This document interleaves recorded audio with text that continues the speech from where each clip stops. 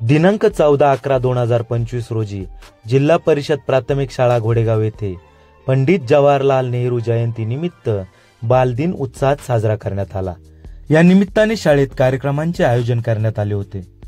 शालेय परिसर सुशोभित करण्यात आला होता। कार्यक्रमाच्या अध्यक्षस्थानी आंबेगाव कृषी उत्पन्न बाजार समितीचे सदस्य सोमनाथ काळे हे होते।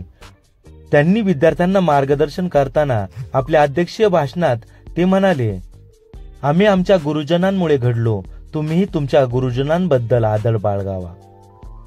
शालेय व्यवस्थापन समितीचे उपाध्यक्ष हेमंत काळे यांनी आपल्या भाषणात विद्यार्थ्यांना दररोज शाळेत येताना देवाला व आई वडिलांना नमस्कार करण्याचे आवाहन केले। यावेळी घोडेगावचे उपसरपंच स्वप्नील घोडेकर, व्यवस्थापन समितीचे अध्यक्ष प्रशांत सूर्यवंशी, मूल्यवर्धक कार्यक्रमाच्या प्रमुख स्मिता वाळुंज मॅडम उपस्थित होत्या।